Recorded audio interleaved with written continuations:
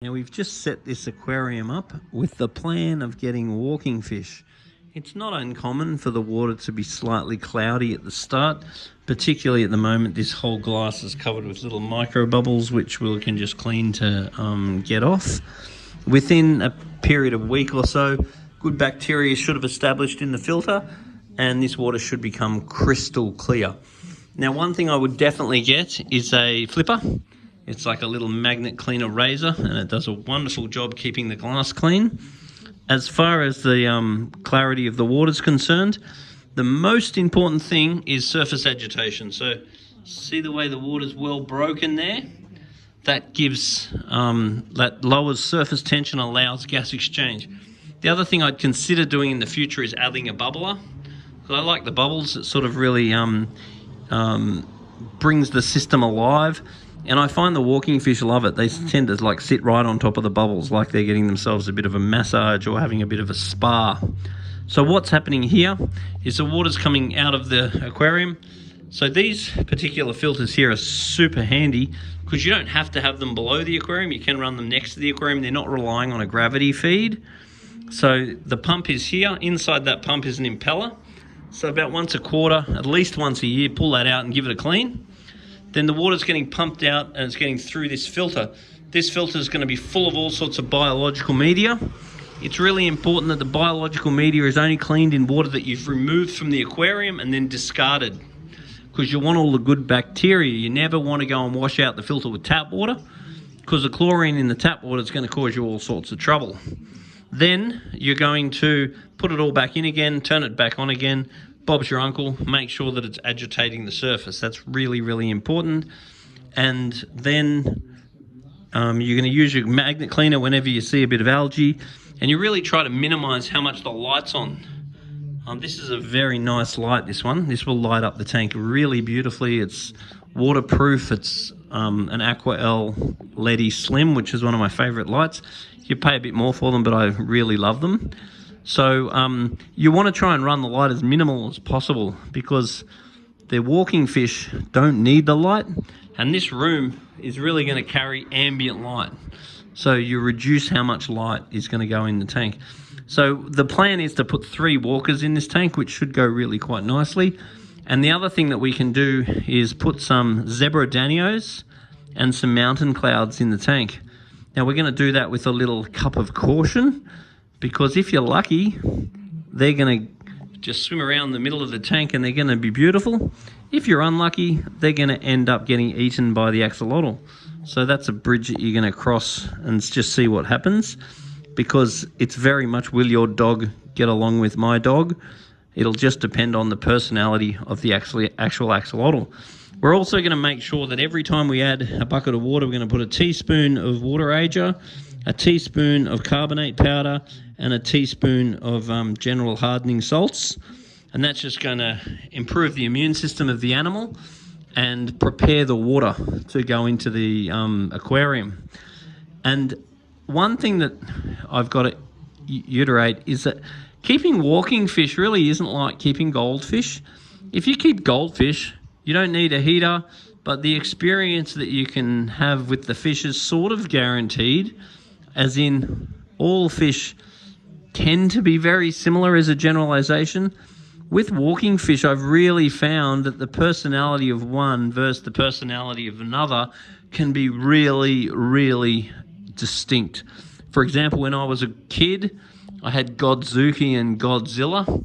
And Godzuki was an absolute pig, and he would literally come and sit here. So I would just feed him, like I wouldn't even have to wet my hands to feed him. Whereas Godzuki was pretty shy. He used to hide a lot of the time, and he was a real pain in the neck to get food to, because he was just so fussy and he was just so shy. But he was also very overshadowed by Godzilla that would follow him around trying to smash out any piece of food that he could possibly get. But once again, the personality of one versus the personality of another is really distinctly different. Also, keeping them together is really worth it. Like, for example, if you just had one axolotl in this tank, then your experience of this tank is completely governed by a single individual. If he's active or if he's a certain way, then that's your experience of keeping them.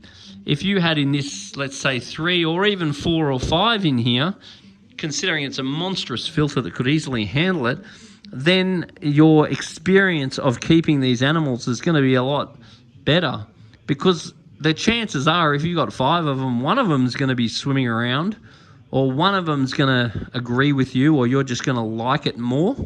So even if you've got one that you really love and a couple that you not care for as much, the one that you really love will really draw your attention and interest. So I am a big fan of getting extra ones. Even if you had to wean one out later on down the track, then so be it, because at least you've increased the chance of getting an individual that you really love. Because it can be disappointing when you go and get these animals and find that they're just shy or they're really fussy to eat. In regards to eating, they love to eat earthworms. They love bloodworms. They love most frozen axolotl or turtle pellets that you can thaw out of the freezer. But the aim is really to get them onto dry foods, because if you can get them onto Spectrum wafer or something like that, you can end up hand feeding them, spot feeding them, and you'll find that the tank just stays so much cleaner and they're getting all the good nutrients that they require. But as you'll learn, sometimes you get to train yours, but sometimes they also seem to get to train you.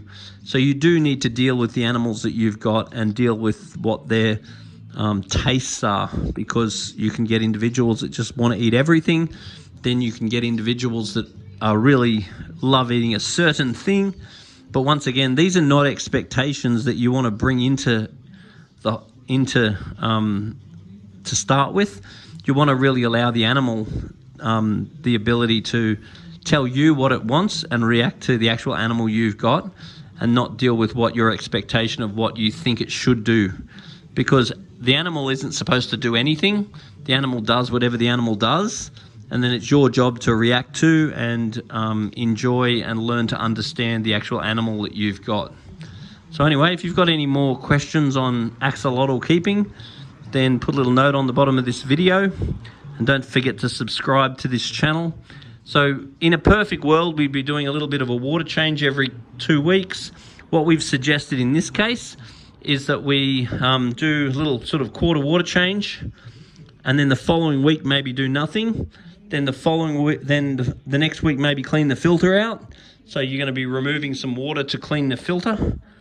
Then the following week do nothing. Then the following week maybe do a bit of a water change again. Now, how often you're doing water changes is very much governed by when you use your gravel cleaner, how much crap comes out of the gravel. If the gravel's pretty clean and we've tested the water and the water's pretty good, then you probably could drag out how often you're doing the water changes. Exactly with the filter too. If you clean the filter and it's pretty clean, you could then drag out how long it is till you clean it. But if you clean it and it's pretty dirty, then maybe you should have done it a bit more often. That's a whopping big filter for this tank. That filter is capable of doing a 500 litre tank, and this is a 150 litre tank. So it's very possible you could go and not clean that filter for 6 months and it would probably be fine. So if you did clean it once a month and you found it was just super clean, you may make a decision to clean it less often than once a month. But anyway, it's a lot of fun, and no matter how long I've been setting up aquariums, for some reason it's still fun setting up new ones and watching how it all evolves. And once again, if you bring a sample of water down to the shop, then we can keep an eye on your pH, your KH, your GH, and your waste levels.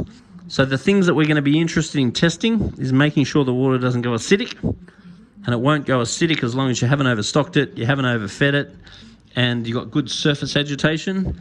And we can check on if you're adding enough KH or GH to the water, and we can check on your ammonia and nitrite, which will tell us if the filter is effective enough, or we can check on the nitrate, which will tell you if your water changes are enough. So we can get guides on what to advise to encourage your system, governed by what we're actually testing. So bring us a sample of water and bring us a little video. I'd recommend doing it at least once a quarter. If you don't have the test kits yourself, we're very happy to check on it for you. if you just bring us a little sample of water and a video down, just so we can keep you on the right track.